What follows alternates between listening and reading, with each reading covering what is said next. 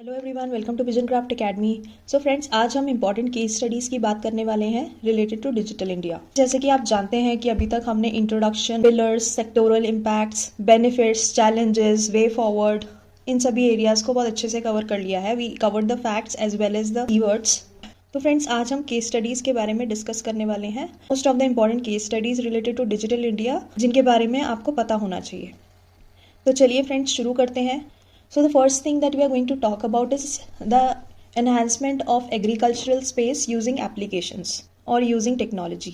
तो friends, ये कुछ apps हैं that have digitalized agricultural space. So the first one is Napanta app. This is Smart Kisan Agri app friends, जो कि complete ecosystem provide करती है farmers को in one single platform. तो ये private sector का app है. There is no government involved.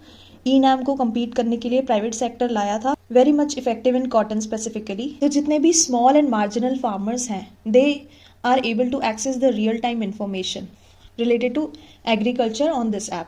जैसे कि क्रॉप प्रोटेक्शन के बारे में इंफॉर्मेशन हो गई, पेस्ट कंट्रोल हो गया, एंड फर्टिलाइजर कैलकुलेटर हो गया, सॉइल टेस्टिंग हो गई, फर्टिलाइजर डीलर इंफॉर्मेशन हो गई, एग्री इक्विपमेंट्स हो गए रेंटल या सेल्स पर्पस के लिए, राइट, या डेली मार्केट प्राइस अपडेट्स हो गए। ये एक ऑनलाइन मार्केट प्लेस है where farmers can buy and sell their commodities very very easily friends.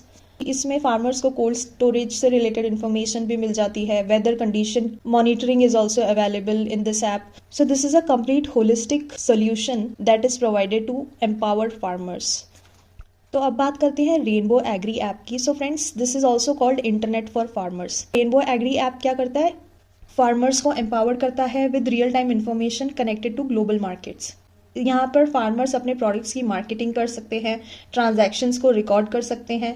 Then app के थ्रू सारे फार्मर्स एंटायर डिस्ट्रिक्ट के दे कैन स्टे कनेक्टेड, आपस में कम्युनिकेट कर सकते हैं।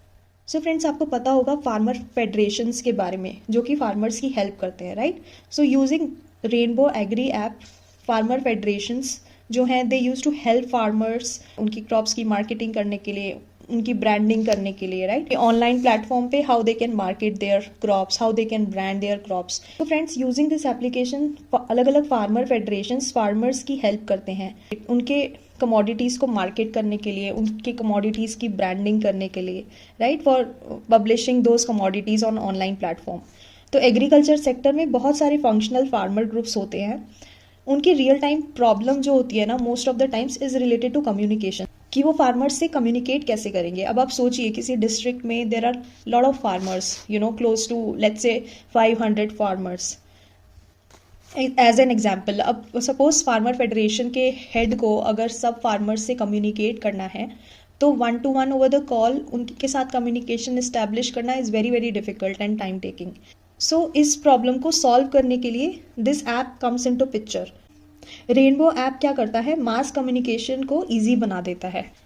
अ single message is sent through the app, it gets delivered to all the farmers of that district, and इसको हम रेनबो मैसेज भी बोलते हैं। It is a sort of broadcasting that this app does in the form of text और voice message. और ये text और voice message regional languages में होते हैं, एंड इसमें जो भी हेड्स होते हैं फार्मर फेडरेशंस के, they can communicate to farmers related to different meetings. Then अलग अलग डिजीजेज हो गए, कैटल की वैक्सीनेशन हो गई, वेदर से रिलेटेड इन्फॉर्मेशन हो गई, मार्केट प्राइसिंग से रिलेटेड इन्फॉर्मेशन हो गई, न्यूज़ अपडेट्स हो गए, फर्टिलाइजर वेंडर्स से रिलेटेड अपडेट्स हो गए, देन डैम का वाटर लेवल हो गया, right. So all these sort of information is provided to the farmers. इसके अलावा जितने भी वेटनरी डॉक्टर्स होते हैं, they can also communicate to the farmers using this. So suppose जैसे कैटल की वैक्सीनेशन होती है ना टाइम टू टाइम, सो उस केस में क्या होता है, कैंपेन की डेट और लोकेशन डिसाइड कर ली जाती है, एंड यूजिंग दिस ऐप वो मैसेज के थ्रू कन्वे कर देते हैं कि सो एंड सो डेट को ये वाला कैंपेन लग रहा है जिसमें आप अपनी कैटल की वैक्सीनेशन करा सकते हैं। तो फ्रेंड्स, इस तरीके से rainbow agree app is really really helpful for enabling farmers using technology. तो चलिए अब बात करते हैं कृषि किसान ऐप की। फ्रेंड्स, कृषि किसान ऐप जियो टैगिंग के लिए यूज़ की जाती है। ये एक गवर्नमेंट की ऐप है, फार्मर्स को इन्फॉर्मेशन प्रोवाइड करती है related to high yielding crops, जैसे सीड्स हो गए in their nearby areas. So कोई भी फार्मर जिनकी हाई क्वालिटी क्रॉप्स हैं सपोज, वो इस प्लेटफॉर्म के थ्रू अपने बेस्ट प्रैक्टिसेस के बारे में दूसरे फार्मर्स से कम्युनिकेट कर सकते हैं, जिससे कि बाकी फार्मर्स भी उन मेथड्स को अडॉप्ट कर पाएँ एंड अपनी एग्रीकल्चरल यील्ड को बढ़ा पाएँ, एग्रीकल्चरल आउटपुट को बढ़ा पाएँ। तो इसकी हेल्प से जियो टैगिंग और जियो फेंसिंग भी की जाती है और वेदर फोरकास्ट मैसेजेस से रिलेटेड अपडेट्स भी फार्मर्स को प्रोवाइड किए जाते हैं। तो friends, the main aim of this app is कि कल्टीवेशन मेथड्स को ज़्यादा से ज़्यादा इम्प्रूव किया जा सके, बेटर बनाया जा सके, जिससे कि हाई एग्रीकल्चरल प्रोडक्टिविटी हो।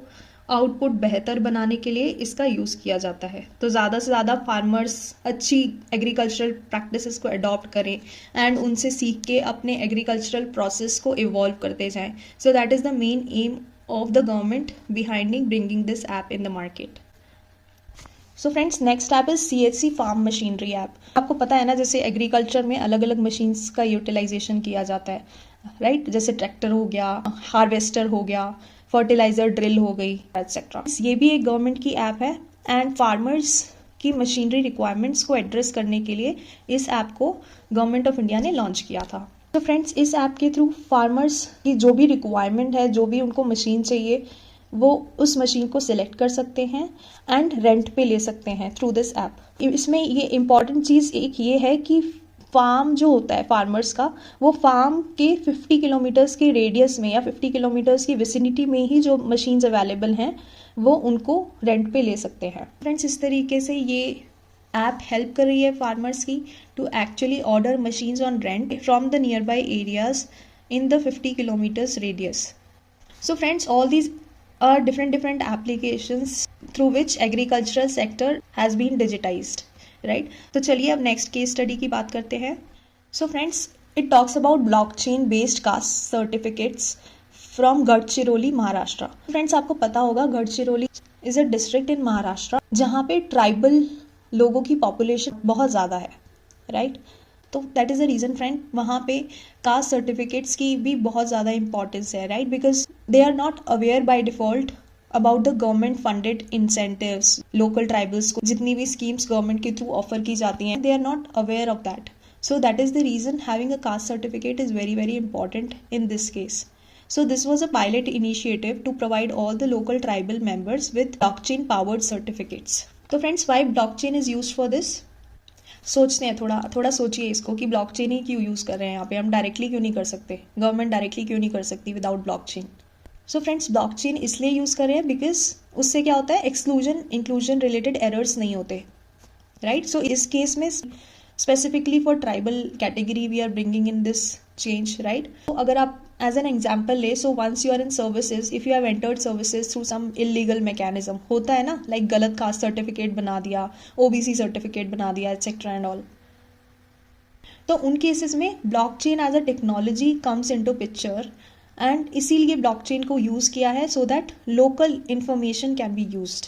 कास्ट सर्टिफिकेट्स की ऑथेंटिसिटी को एक्चुअली हम गारंटी कर रहे हैं थ्रू ब्लॉकचेन टेक्नोलॉजी, जिससे कि ज़्यादा से ज़्यादा एरर्स या फ्लॉज या फोर्जरी को प्रिवेंट किया जा सके। This actually primarily caters to the 70% tribal population in this area specifically. Friends, इसके लिए हम लेजिट डॉग का यूज़ कर रहे हैं, which is a polygon public blockchain based platform, right? So friends, using this certificates को इंस्टेंटली वेरीफाई कर लिया जाता है जिससे कि कोई एरर्स ना हो। तो फ्रेंड्स, इस केस स्टडी को आप ध्यान रख सकते हैं। This is a very very good case study when we talk about blockchain technology.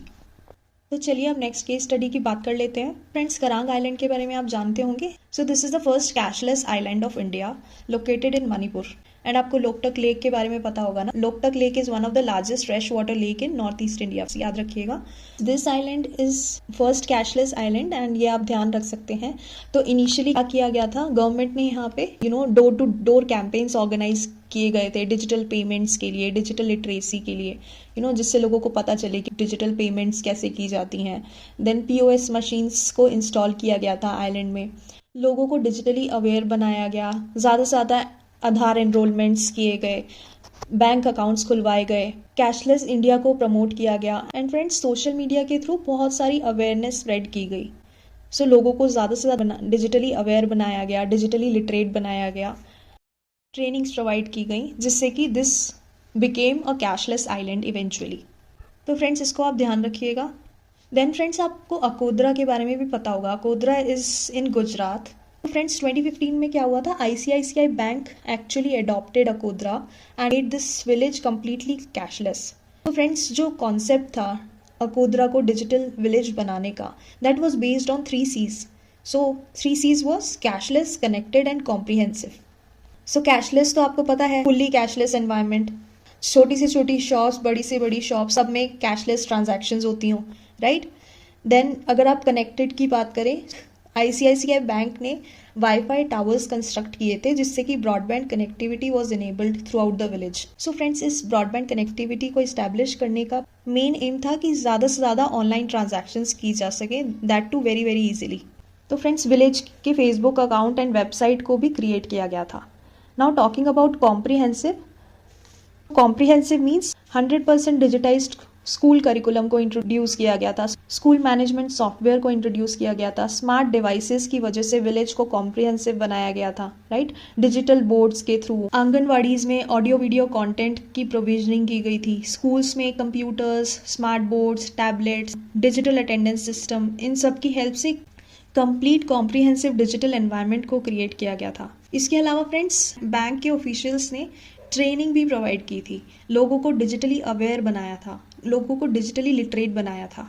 So all these factors contributed towards first digital village, that is Akodara. तो चलिए अब नेक्स्ट केस स्टडी की बात करते हैं। So friends next case study is incentivising digital payments in Sonipat Haryana. So friends Sonipat में digital payments को incentivise किया गया था, गवर्नमेंट स्कूल्स में अवेयरनेस स्प्रेड की गई थी, मॉर्निंग प्रेयर्स के दौरान होमवर्क में डिजिटल पेमेंट्स से रिलेटेड असाइनमेंट्स दिए गए थे, right. So in this government schools के बच्चों को ज़्यादा से ज़्यादा डिजिटली अवेयर बनाया गया। देन नो कैश आवर्स को भी इंट्रोड्यूस किया गया था, जैसे कि government to customer touch points पे कि 12 से 4 के बीच में आओगे या 2 से 4 के बीच में आओगे। सो अलग अलग डिपार्टमेंट्स ने इस तरीके से टच पॉइंट्स इस्टेब्लिश किए हैं जिसमें प्रॉपर नो कैश आवर्स पे फोकस किया गया है। लाइक जैसे ट्रेनिंग कैंप्स हो गए ट्रेडर्स के, पेट्रोल पंप के ओनर्स हो गए, जनरल पब्लिक के लिए अलग नो कैश आवर्स हैं, राइट। रिक्शा ड्राइवर्स हो गए, वेजिटेबल वेंडर्स हो गए, जितने भी government to consumer touch points हैं वहाँ पे there are proper no cash hours to actually adopt digital payments और कैशलेस मोड। सोनीपत में 100% कैशलेस इनेबल्ड सब्जी मंडी को भी इम्प्लीमेंट किया गया है और 100% कैशलेस अलग अलग ई दिशा केंद्रास को भी इम्प्लीमेंट किया गया है। तो फ्रेंड्स इस इंपॉर्टेंट केस स्टडी को आप ध्यान में रखिएगा। चलिए अब नेक्स्ट केस स्टडी की बात करते हैं। So friends next case study C vigil app and this is a app that was developed by election commission of India. तो फ्रेंड्स जो मेन रीजन था behind bringing this app was to maintain model code of conduct during elections. तो आपको पता होगा जैसे कि India में इलेक्शंस के दौरान बहुत ज़्यादा वायलेशंस होती हैं, राइट। जैसे they used to ask for votes and they used to tell people that we will give you free gifts, या हम आपको पैसे देंगे, या we will distribute liquors, है ना। all these things are very very common in India. so इन सारे violations को report करने के लिए this is a app which is provided by Election Commission of India to the citizens of India. friends using this app कोई भी citizen live photo या video के through violations को रिपोर्ट कर सकता है and once it is reported it is automatically geo tagged for precise locations. So GPS के through पूरी लोकेशन ट्रैक हो जाती है कि वायलेशन किस प्रिसाइज लोकेशन पे हुआ है। फ्रेंड्स इस ऐप के थ्रू लाइव इंसिडेंट्स को कैप्चर किया जाता है। ECI is giving a privilege for all of us कि आप एनोनिमसली भी अपनी आइडेंटिटी को छुपा के रिपोर्ट कर सकते हैं। You can publish photos or videos and you can report a model code of conduct related issue during elections using this application. Friends main aim है कि हम live incidents को capture कर सकें and we wanted to actually stop these sort of violations during elections. तो friends आप इस example को भी ध्यान रखिएगा because this is a generic example friends। आप इसको Election Commission of India से related भी कोई question अगर आपसे पूछा जाता है वहाँ पे भी आप कोट कर सकते हैं, जहाँ भी इलेक्शंस से रिलेटेड क्वेश्चन आए वहाँ भी इस एग्जाम्पल को कोट कर सकते हैं that how election commission of India is actually empowering citizens to report these sort of violations using C vigil app, right. तो चलिए फ्रेंड्स अब नेक्स्ट केस स्टडी की बात करते हैं। आई भूगोल बिहार। फ्रेंड्स ये एक एप्लीकेशन सॉफ्टवेयर है for integrating village maps with non spatial tabular information. इसका मेन एम है दैट हम बिहार के इंफ्रास्ट्रक्चर की मैपिंग कर सकें। सो फ्रेंड्स, इस ऐप के द्वारा बिहार के इंफ्रास्ट्रक्चर की मैपिंग की जा रही है स्पेशल यूटिलिटी मैप्स के द्वारा। एंड फ्रेंड्स, इसके थ्रू गैप एनालिसिस किया जाता है for identifying villages that lack facilities, right, so that we can target those villages and वहाँ पे हम वो वाली करस्पॉन्डिंग फैसिलिटीज को इनेबल कर सकें। The main aim of this app is to actually focus on improving Bihar's infrastructure. इससे हम बिहार के इंफ्रास्ट्रक्चर को इम्प्रोवाइज कर रहे हैं, विलेजेस तक सारी सुविधाएं पहुंचा रहे हैं, विलेजेस को एम्पावर कर रहे हैं, right. So in this way iBhugol is helping to transform Bihar. Let's move on to the next case study. Friends, next case study is M-Pesa in Kenya. So friends, आपको पता होगा 2014 में differentiated banks का concept आया था, they were called payment banks. So payment banks जो थे, they were on lines of M-Pesa. So after M-Pesa, जो GDP था केन्या का has also increased and the digital payment based GDP has also increased drastically. So formalization होता है economy का, plus when digital transactions are taking place it is also leaving digital footprint of the thin file clients. Thin file clients कौन से होते हैं? Thin file clients वो वाले clients होते हैं जिनके पास इकोनॉमिक क्रेडिबिलिटी शो करने के लिए डॉक्यूमेंट्स नहीं होते, because they don't have regular income, तो फॉर्मल इनकम नहीं होती। सो कैसे शो करेगा? बैंक के पास जाएगा तो बैंक बोलेगा 3 साल का ITR लाओ। अब ITR क्या है उसने सुना भी नहीं है, इसीलिए क्या होता है कि by seeing their digital transactions, electricity bill payment on time, water bill payment on time, it shows the credibility of the citizens. उसके बेसिस पे आपको लोन मिल सकता है। इसीलिए after GST came lot of MSMEs are getting loan from the bank because now they became more formal. जितना formal होगा उतना डिजिटल फुटप्रिंट होगा, उतनी क्रेडिबिलिटी होगी, right. Banks can have different mechanisms to identify your economic credibility. So M-Pesa is Africa's most successful mobile money service, friends, and this is the region's largest fintech platform which has improved the flow of remittances and savings. So इससे rural incomes have spiked by 30%. तो this is an important case study which you can remember. तो चलिए friends, अब next case study की बात करते हैं. So friends, next case study is about data embassies in Estonia. So friends, आपको पता होगा Estonia is one of the most advanced digital societies in the world, like from e residency to online voting to online ID cards, you think of anything and they have everything. So आपको अगर passport के लिए apply करना हो, driver licence के लिए apply करना हो, you wanted to sell a car or you want to buy a car online, yeah, you can register it online. जितनी भी पब्लिक सर्विसेज है ना एस्टोनिया की, they are digital. So 99% of public services of Estonia are available online 24/7. So friends, वहाँ पे ना physical ID cards को pair किया गया है with digital signatures. So citizens अपने टैक्सेस, अपने votes, they can do online banking and they can access their health records, right? Health records can be shared with the doctors using single electronic file. So each and every single thing is digitized, friends. They have a concept of e-residency. So e-residency क्या करता है? It allows you to start a company in Estonia even if you are not a resident. तो आप समझ लीजिए किस level का technological advancement हुआ है फ्रेंड्स वहाँ पे. तो through e-Estonia initiative, Estonia has built a digital society and most technologically advanced government in the world, friends. So to protect its data, Estonia developed the concept of data embassies. तो data को protect करने के लिए उन्होंने इस concept को actually बनाया है, that is called data embassies, जिसमें क्या होता है, have servers outside the country that are legally under Estonian jurisdiction. So friends, अब आप समझ सकते हैं कि Estonia understood that technology is the way to boost economic growth, right, because जिस तरीके की एडवांसमेंट उन्होंने अपने देश में की है उससे हमें बहुत कुछ सीखने की ज़रूरत है. तो फ्रेंड्स, अब आप सोचिए कि इस तरीके का अगर डिजिटल एडवांसमेंट हुआ है तो डेफिनेटली डिजिटल लिटरेसी पे कितना फोकस किया गया होगा, इसके अलावा एम्पावरमेंट ऑफ सिटीजन्स पे कितना फोकस किया गया होगा, राइट. सो फ्रेंड्स, इंडिया को अभी बहुत आगे बढ़ना है. We are doing lot of things in this space but there is a long way to go. So friends, Estonia ने जिस तरीके से टेक्नोलॉजिकल एडवांसमेंट के ज़रिए अपनी इकोनॉमी बूस्ट की है, उसी तरीके से इंडिया को भी कॉन्स्टेंटली फोकस करना होगा, डिजिटली एम्पावर बनाना होगा अपने सिटीजन्स को, ज़्यादा से ज़्यादा सर्विसेज डिजिटली अवेलेबल करानी होंगी ताकि each and every citizen of India is aware of utilizing the services that are offered to them. So friends, इस important case study को आप ज़रूर ध्यान रखिएगा। चलिए अब नेक्स्ट केस स्टडी की बात करते हैं। सो फ्रेंड्स, आपको पता होगा कि Dubai is so much evolved. Friends, जब भी स्मार्ट दुबई की बात आती है तो this is something that they are focusing on currently. So इसमें क्या है, using various technologies like AI, blockchain, IoT, etcetera and all. So all these technologies are used to enhance citizen services and improve efficiency of those services, friends, using this initiative. So this is an important initiative that you can remember. Friends, जो इनका vision है ना behind Smart Dubai, vision is to actually transform Dubai into the happiest city on the earth. And Smart Dubai platform is actually responsible for doing complete digital transformation of Dubai. So friends, जब आप इन case studies का answer writing में इस्तेमाल करेंगे, they will add lot of value to your answer, friends.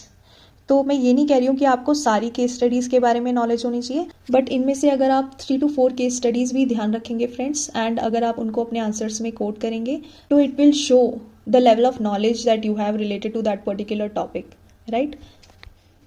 So friends, होता क्या है ना, these case studies enrich your answers to a level that copy stands out in front of the examiner. जितने भी आपने यूपीएससी टॉपर्स की copies देखी होंगी, उन्होंने मोस्ट ऑफ द आंसर्स में केस स्टडीज का रेफरेंस दिया होता है. इसीलिए जब भी आप आंसर राइटिंग करें, just try to use 2 to 3 case studies in your answer, 2 to 3 examples in your answers. ज़्यादा से ज़्यादा माइक्रो डायग्राम का इस्तेमाल करें. Try to address the question in pointers. ये सारे इंपॉर्टेंट फैक्टर्स होते हैं friends to frame answers for UPSC exam. I hope you have understood all the case studies that we discussed today. If you have any questions, then you can reach out through the comment section, या फिर you can drop a note over this email ID.